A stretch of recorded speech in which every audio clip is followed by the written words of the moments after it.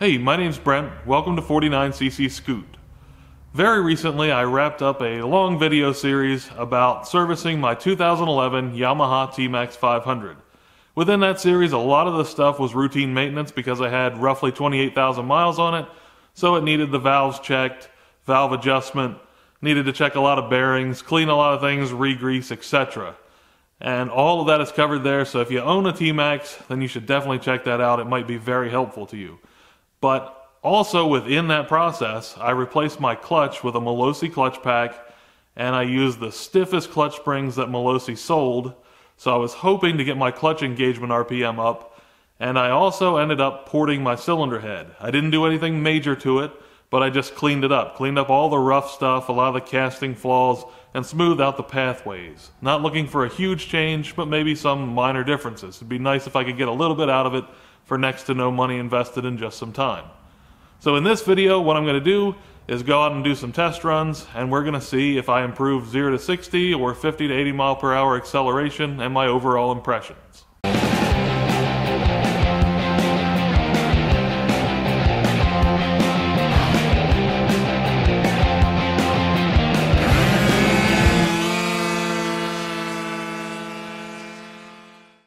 Before doing any test runs with heavy throttle use, I wanted to do a little bit of break-in for my drive belt primarily. So I replaced the CVT drive belt during this service, and I'm not worried about any of the other parts really that I replaced, but CVT drive belt should have a little bit of break-in, especially some heat cycling. So what I did was first I took a 20-mile ride, and then I let it cool down. I was easy on the throttle the whole time.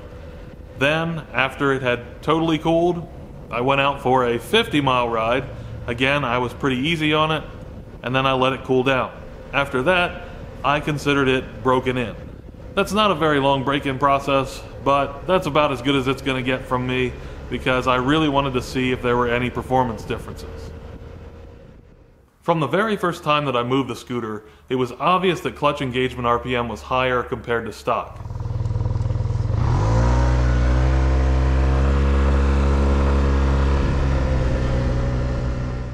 It felt a lot more like how many people work a manual clutch to me when taking off, because I could feel it slipping in as I pulled away, rather than the instant low rev engagement that the stock clutch had.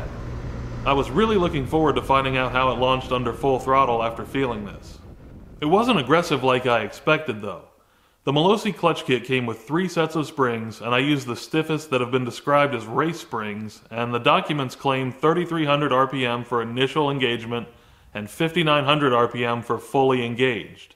It seemed much more mild than that to me, and I didn't see any reason that these couldn't be used for regular street riding. As I rode, the clutch transitioned into something that I couldn't discern from the stock clutch. RPM no longer had to be up to move, and I didn't feel it slipping in as it did at first. Let me show you a clip of the scooter starting to move on the first ride, and then one after a couple of rides, and that way you can see the difference for yourself back to back.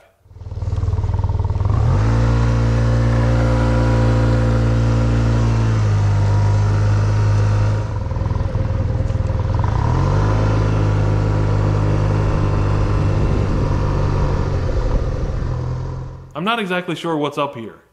I would guess that either the clutch springs quickly lose their stiffness, or the Malossi clutch pack broke in and started gripping much more. The latter seems more likely to me, but whatever the cause, I ended up with a clutch that operates pretty much like a stock clutch, even though I've got race springs in it. I maintained hope that maybe the clutch would act differently under heavy throttle or heavy load, and finally the time came to see how well it accelerates, beginning with 0 to 60s.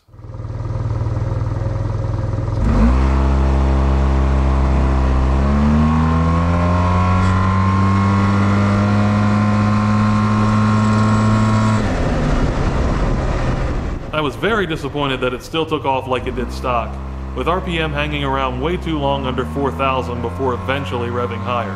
This is what I was hoping the stiff springs would change. I was even more disappointed when I checked the times. These are the averages from multiple runs. Now here are the times from before the service. I do have 16-gram sliders in my variator that increase RPM versus the stock 19-gram rollers, so here are the stock times as well for comparison. For all of the effort of a clutch service, it appears that I'm now slower than before. It's 1/10 of a second slower to 30 and continues to be 1/10 slower at 60, so I would say that the new clutch and springs don't work as well as it used to when stock, and then performance is unchanged once it gets going. It could also be that the new belt, being just a little bit wider than the old belt, has lowered RPM enough to make that difference. But I've checked old versus new runs and RPM appears to be very similar. Another thought was that my port cleanup had negative effects overall, or maybe negative effects just on the lower RPM range. So I tried 50 to 80 mile per hour acceleration runs where RPM is higher and the clutch isn't a factor.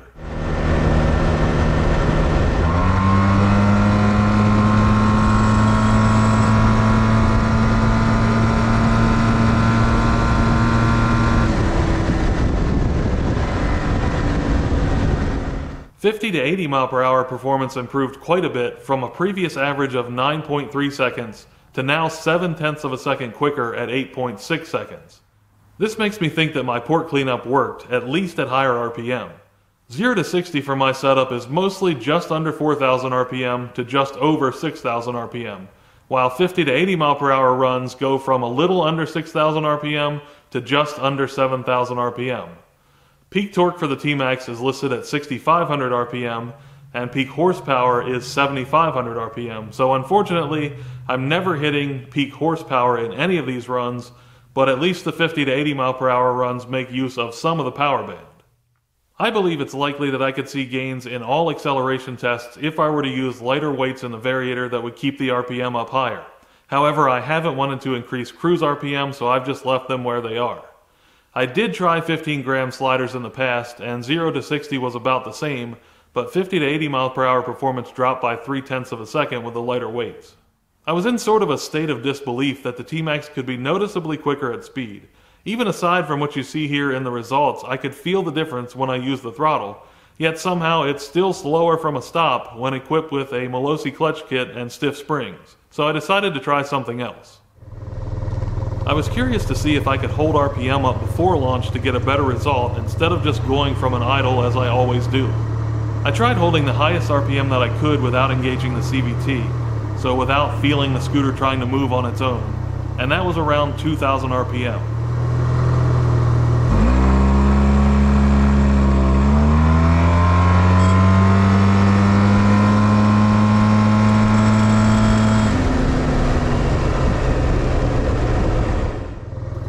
Then I tried holding the brake while holding RPM around 3,000 at launch.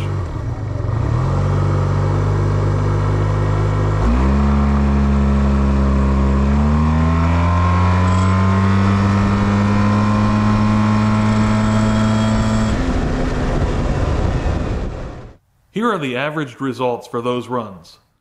It's pretty clear that this is the way to get the best results, at least with my setup. I picked up 4/10 0 to 30 and 6/10 of a second by 60 miles per hour. I don't think these results have anything to do with the Malossi clutch kit specifically, and it probably would have done the same thing if I had tried it with a stock setup. Mostly it's interesting to me to see just how much difference it does make by stalling it up a little bit. To sum up the testing, performance is pretty similar at low RPM and seems to improve at higher RPM overall. I don't think I gained much with the port work that I did, but it does appear that the port work helped to some degree.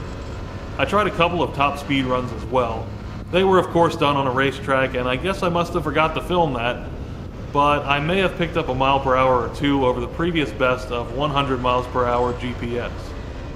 I think I have enough gains that raising RPM during acceleration runs would allow for quicker speeds, but I'm going to leave the 16-gram sliders in there for now.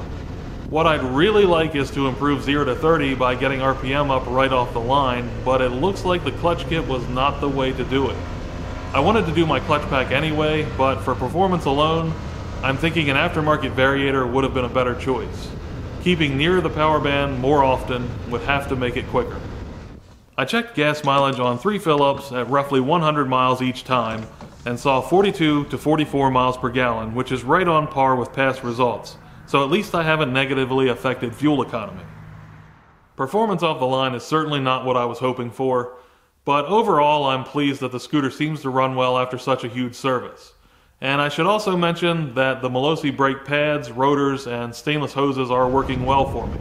I no longer hear the brake pads working as I did with the stock rotors and EBC pads, but it stops very well and I like the lever feel that I've got with a new setup. That about wraps it up for this video, but before I go I want to say a big thank you to scootertuning.ca for helping me out with discounts on the Malossi parts that I used on this TMAX service series.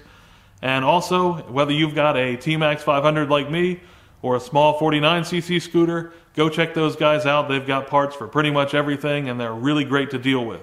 Also, obviously they help support this channel because giving me discounts means I can test out more parts and show you how they work. So definitely check out scootertuning.ca. As always, thank you for watching. Don't forget to like the video if you enjoyed it or found it helpful, and please subscribe for more content.